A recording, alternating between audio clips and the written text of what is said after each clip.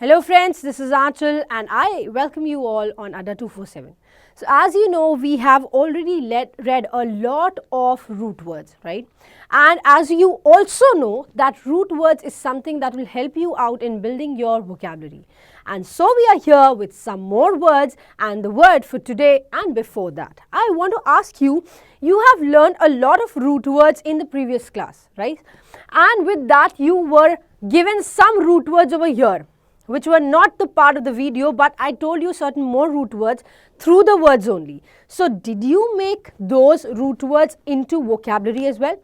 Did you find some words out of those vocabulary? If you did, that's absolutely amazing. But if you didn't, mind my words, you have to do this to level up your vocabulary. So let's begin with this. And the first word for today is M or N.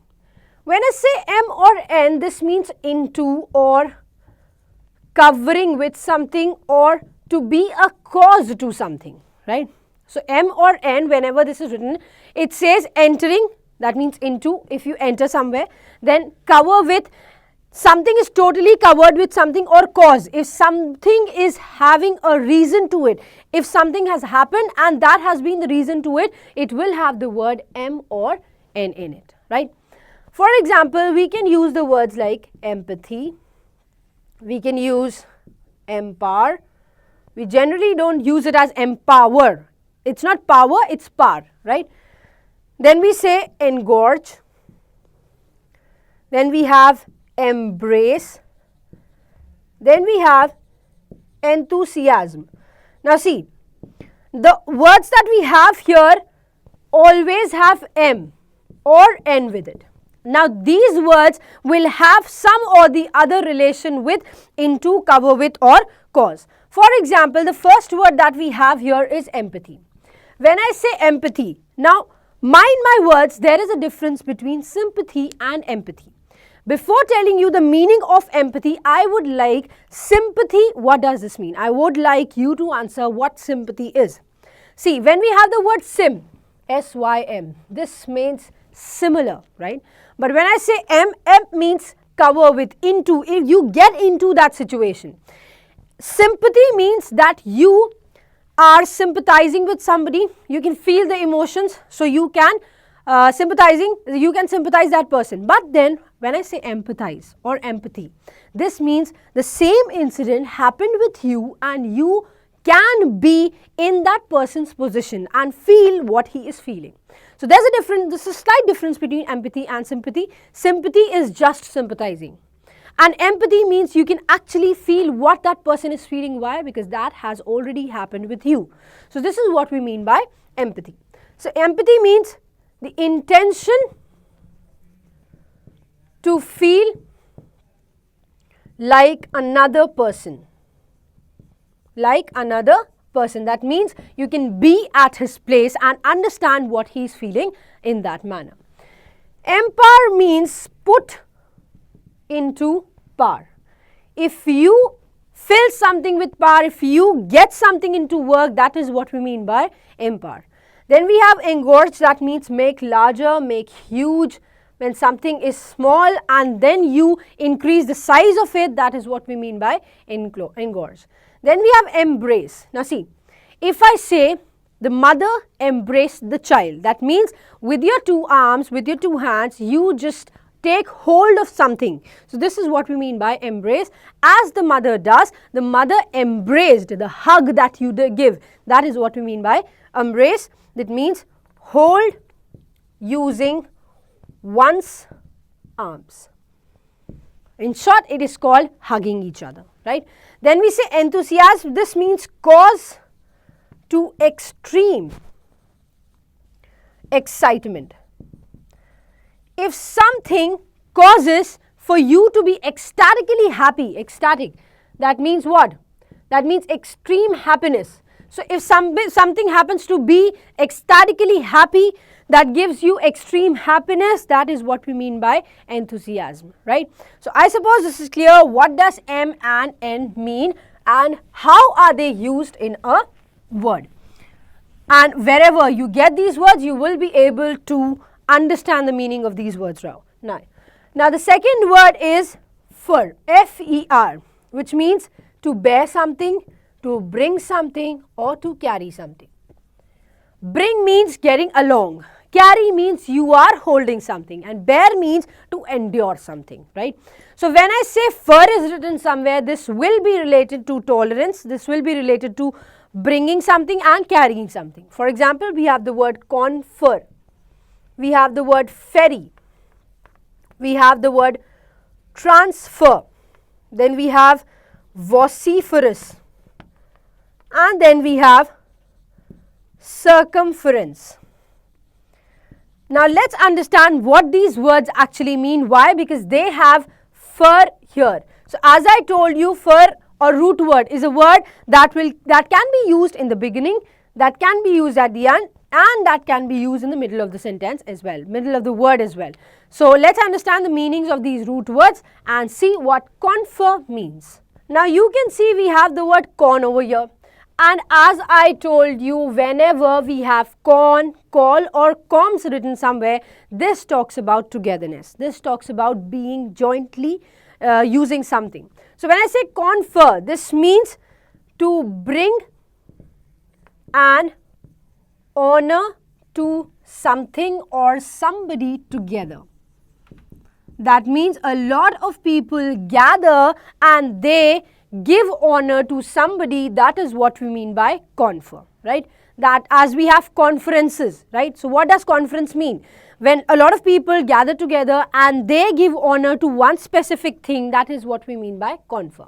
Next word is ferry, and I hope you have heard of this word. This is a kind of boat.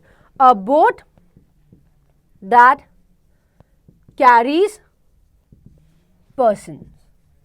And this is actually a boat, that's a slim boat of kind of a boat, that is what we mean by ferry. The other word is transfer. When I say trans, this talks about movement. Trans talks about movement, and fer is related to bear, bring or carry. So transfer means to move to another place. So again you got another word, that is trans, right? Then we have vociferous. As I told you, if a word ends with OUS, that will always be treated as an adjective, right?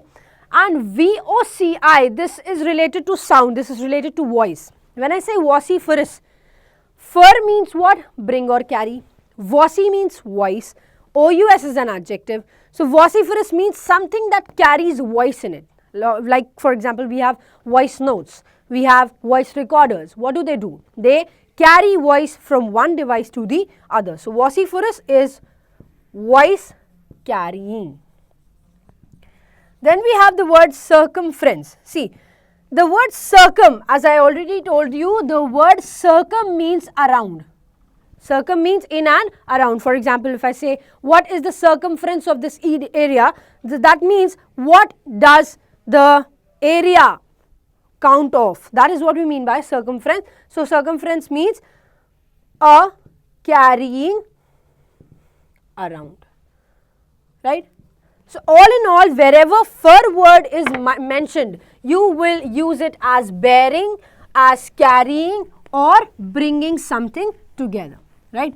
Along with this, you also learn so many root words, that's con, trans, OUS and circum.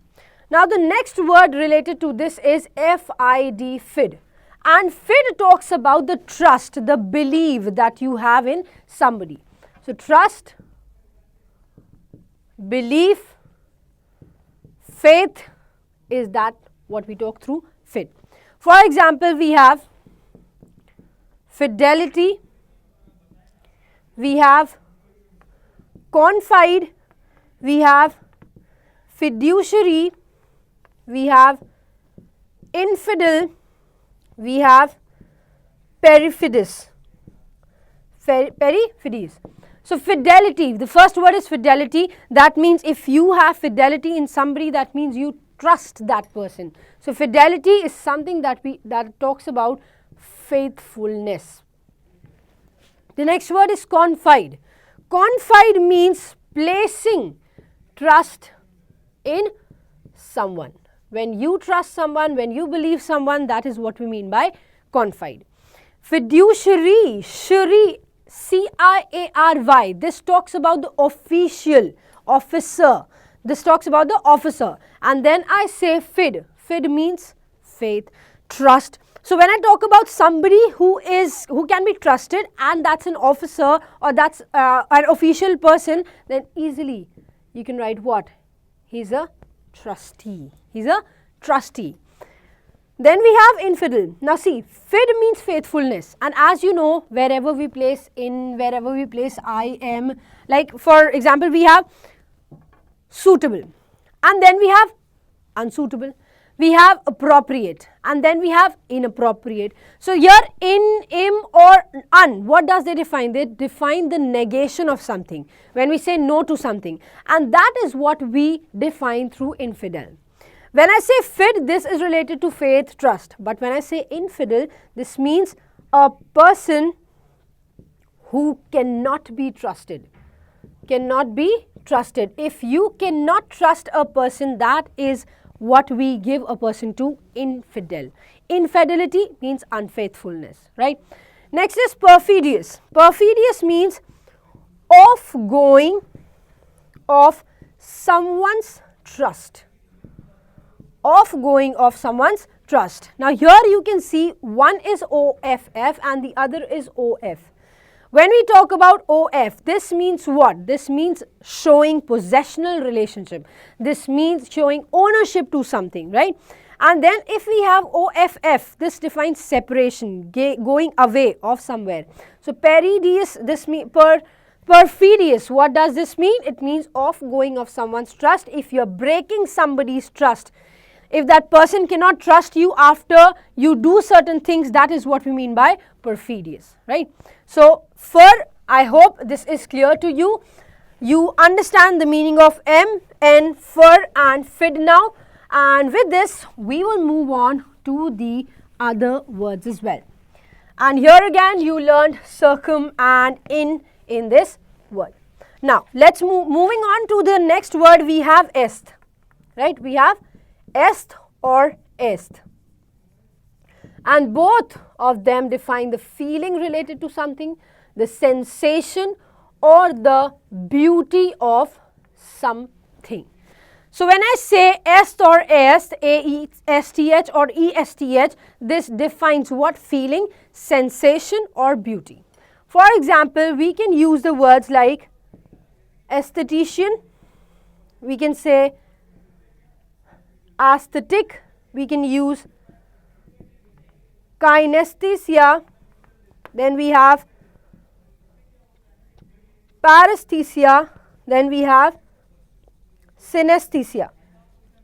Now, when I say aesthetician, Shian is a person, physician, we have a person. Aesthetician, this is a person. So, aesthetician is somebody or someone who beautifies. That means somebody who adds beauty to something, one who decorates something, one who makes something adorable. That is what we mean by aesthetician. He is a person who beautifies things.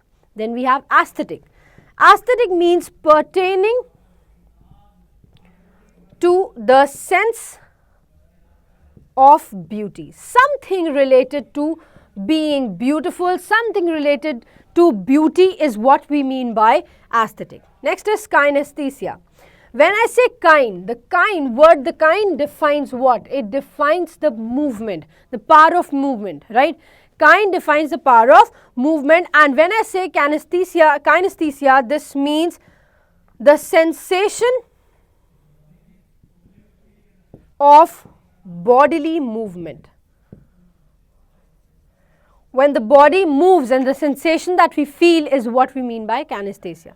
Next is paresthesia. Paresthesia means abnormal sensation. Now what do we mean by abnormal sensation? Have you ever felt that your leg is not there and there's a kind of sensation there, or your hand is not there and there's a kind of sensation in that? Do you ever feel something is being pierced in your, something has been poked in your arms or in your legs or anywhere in your body? That is what we mean by paresthesia. Abnormal sensation, the piercing, the poking of somewhere, the tickling or tingling of somewhere in the body, that is what we mean by paresthesia. Next is synesthesia. This means condition in which one sense stimulates the others. For example, if I hit on your fingers or on your hand, you will not only feel it here, the skin will not only feel it, the skin will feel it. You will have the voice of it and that will be heard by your ear. You will have some sensation that will work in your brain, right? So when I hit somewhere, not only one sense works, in case of this and according to this, the others also work. And this movement is called what? Synesthesia. That, as I said, sim or sin, all of mean the same or similar, and that is why we say synesthesia means if you have one sense, the other sense will automatically get the information or some kind of work that defines the brain to do something, to take an action. So synesthesia again means condition in which one sense stimulates the others, right? Moving further, we have another root word and that is grat. Now see, grat is something that is related to happiness, that is related to being pleased, being kind. So again, this is a positive word, okay? So this is a positive word. So grat is a word, it's a root word that says pleasing, pleasant. In Hindi we call it lubhane wala, right? So grat means pleasing. For example, we have gratify, we have grateful, then we have gratuity, we have congratulate, and then we have ingratiate. Now, when I say gratify, gratify is actually a verb that means you want to please somebody. You want somebody's favor to be in your part. If you want somebody's opinion to be in your part, then we use the word gratify to please someone. Then I say grateful. Grateful means being thankful to somebody, feeling thankful. That somebody has done something for you and you are thankful for them. That is what we mean by grateful. The other word is gratuity. Now, gratuity is an amount. It's a tip. It's a token. It's a kind of, it's an amount that it's a tip or a token of appreciation, of loyalty. If somebody stays for a longer period of time with an organization, with a company, the company pays gratuity that to that person, and that is what we mean by this, a tip or token of appreciation for that person for being so long with that company, that this company has grown under that person. Then we have congratulate. Congratulate means expressing one's feelings that somebody is happy for some other person, right? So congratulations means express one's pleasure. Express one's pleasure is what we mean by congratulate. Next is ingratiate, that means to gain favor or approval by doing or saying that somebody likes. For example, if I like something and you start saying this or you start doing it just to gain favor, that is what we mean by ingratiate. That means to gain favor or approval in something just in case. For example, if when we were kids, if we wanted our parents to listen to us, if you wanted our parents to give us approval of something, what we did, we started learning. We started opening our books and started learning something or the other, right? And we started doing everything that our parents like, and that is what we mean by ingratiate. That means you're doing something, you're saying something that the other person likes so that they give you an approval to something, right? So I hope ast, fur, grat, all this is clear, m, n, all this is clear. With this we come to the last root word of today, and that is G-E-R, ger. Now see, when I say G-E-R, this is what we mean by old age. For example, we have gerontology, we have geriatries, we have Gerontocracy, we have Agracia, we have Geransis, right. Now, each word has ger in it, right. Each word has ger in it and everything is related to old age only, right. For the first word we have gerontology. As you all know, logy is the word that defines what? That defines the science of something, that defines the study of something, or that defines the list of something. Here gerontology, what does this mean? Gerontology means the science of aging. The study that is held for the aging, that is what we mean by gerontology. You must have heard of the creams in the market, the advertisements of the creams in the market that says the wrinkles will be removed in the further 15 days of using this cream, in the further 1 month of using this cream. So this is what we mean by the science of aging. How can you heal that? Or how does that happen in your body? At which state it starts to grow? This is all that we study under gerontology. Next is geriatrics. The medicine that is related to elderly people, pertaining to elders. For example, whenever you visit a doctor, the doctor always asks your age. Why is that so? He asks it because you have certain medicines related to certain age. And if you have the power to hold that medicine, that will be according to your age only. So, therefore, geriatrics are the medicines that are given to the elders, right. Then we have gerontocracy. All of us know that cracy is the word that defines what? Cracy is the word that defines the government, the rule, the law that is followed somewhere. So, ger is mentioned here. So, gerontocracy means the rule of elders. A place which is led by the elders. For example, we have panchayat, the village panchayats. There the elderly people of the village come together, they form a committee, they form a community and they take the decisions of and for the village, and therefore it is called gerontocracy, where the elders rule, where the laws of the elders are portrayed. Next is agracia. This means old age is there, but it is full of health and vigor. For example, we have old age. They are old, somebody is old, but then health is sound, they have a good health and then they have vigor as well.